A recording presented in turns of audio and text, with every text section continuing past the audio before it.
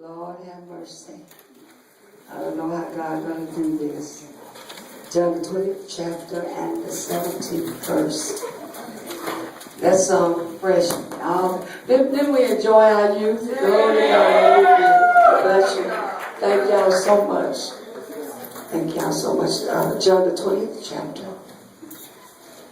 and the 17th. I'm not going to read. I'm just going to, because I'm not going to mess with you for long. I'm going to arouse your intellect, spiritual intellect today. Because all I could hear God say was this. John the 20th chapter and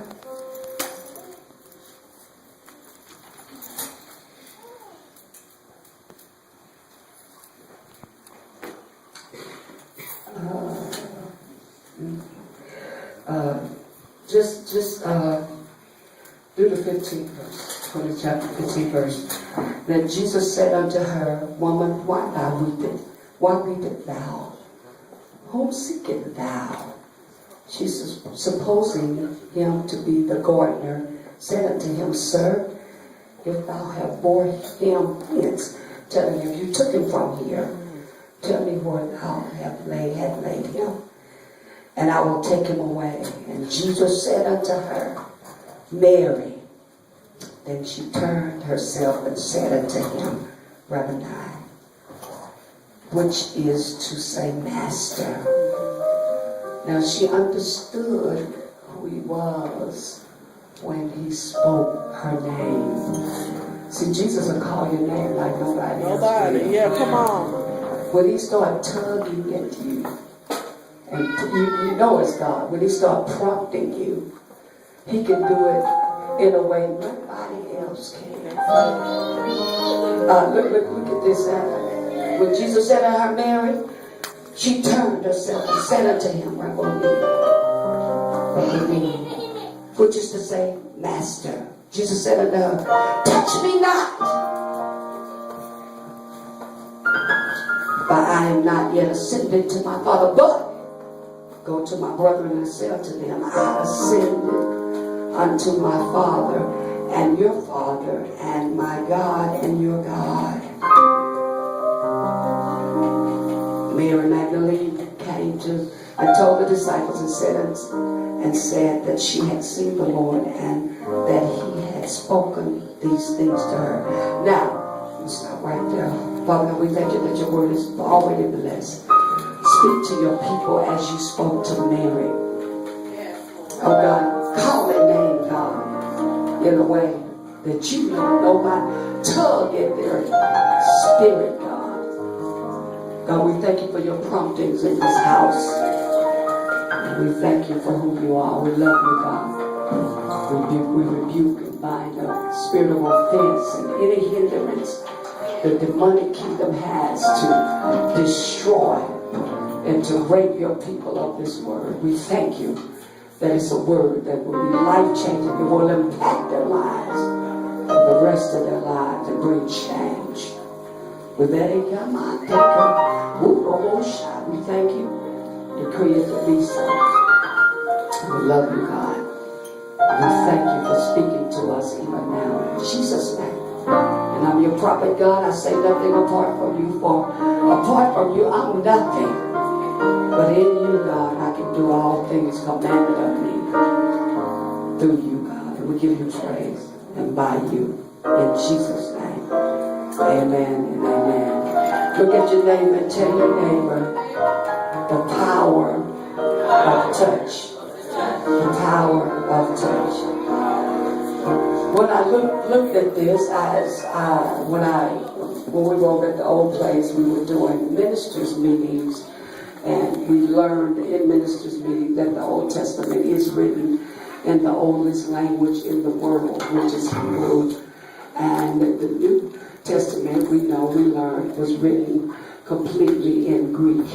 We understand that we have to know what this word means in this textual context. So many religions and traditions, so many churches were built up on false religion. a lot of those forefathers didn't even know how to read good, couldn't even conceive what God was talking about. And they set up a lot of these ministries on false doctrines.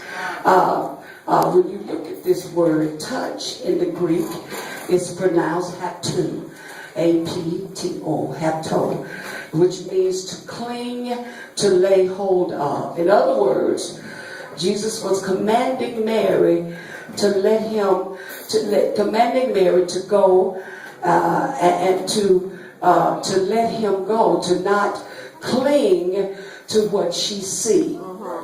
Not hold on to what she see. That word means to fasten on, to hold on, to cling to. When Mary had lost, she thought she had lost Jesus forever. He was preaching to them what exactly, and he prophesied to them exactly what was going to go down. He said, I'm going to tear this temple down, but I'm going to build it back in 3 days. And he did exactly what he had declared. But the problem was, even with Mary, like a lot of us, we hear the word, we're listening, but we really don't hear. How many of you know your ear is the birth canal of your spirit? Whatever seed you allow somebody to drop in your ear is what you're going to conceive. If it's an evil seed, you're going to have an evil spirit dwelling on the inside of you. You have to be very careful about allowing people that you know don't mean you no good to, my cousin both sides, to release their evil seeds in your ear. Tell your neighbor your birth canal is very intimate. It's very personal.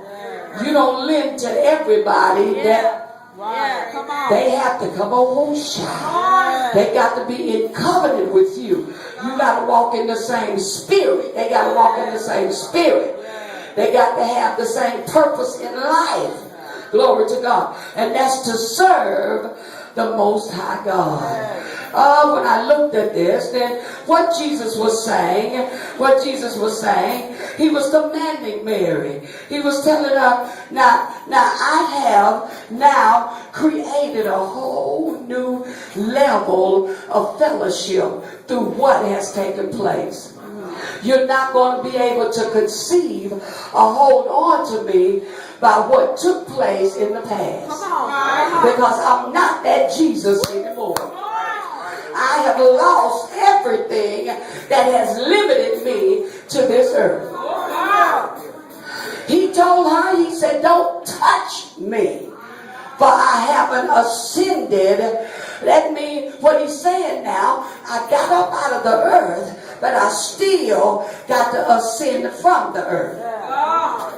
The process had not been completed when he showed himself to her.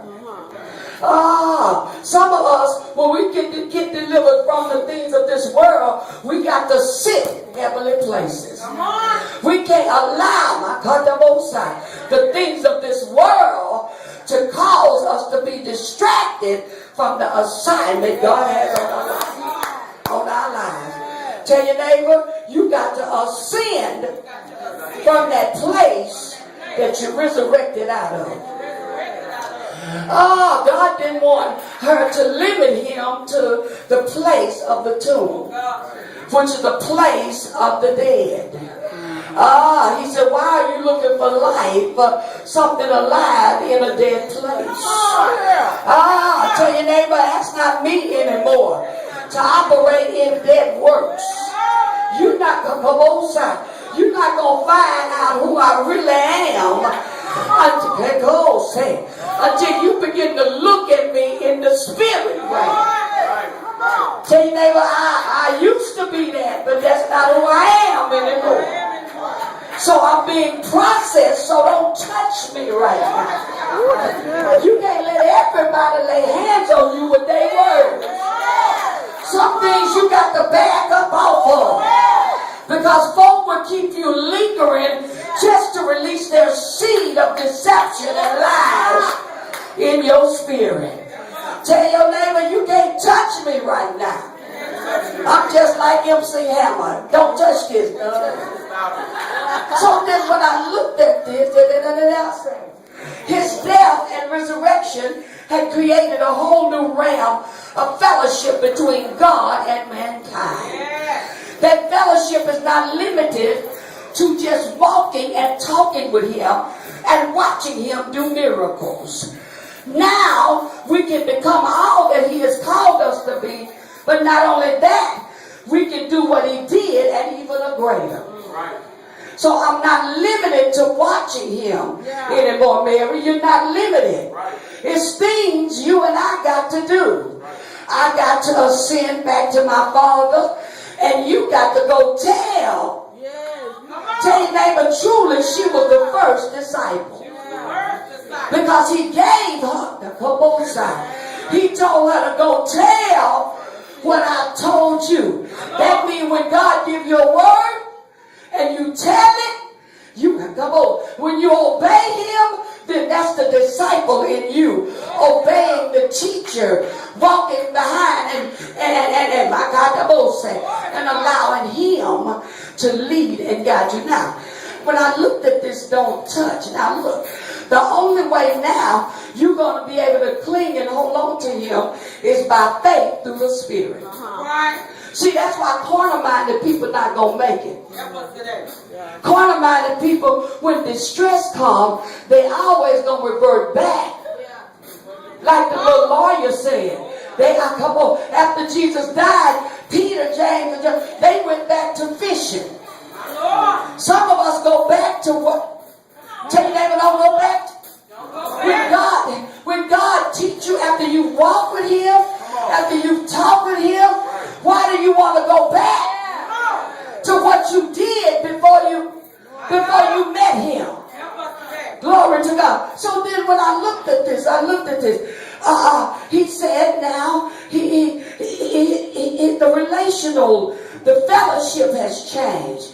We will never be able to conceive the things of God through our carnal mind and what we see in the natural, through the intellect of man. Now, look at this now. What's happening now? At this point, Mary didn't really understand the resurrection.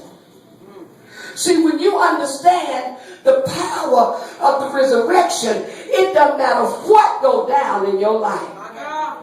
It may be situations that will look like it's almost going to kill you. God will allow your life to be turned upside down. But you have a power on the inside of you. Tell your neighbor you're not going to die. And if you go down, you got to get back up. There is a power on the inside of you. Because when he ascended, see, God speaks in three-dimensional. Because when he spoke to Mary, he was speaking in her presence.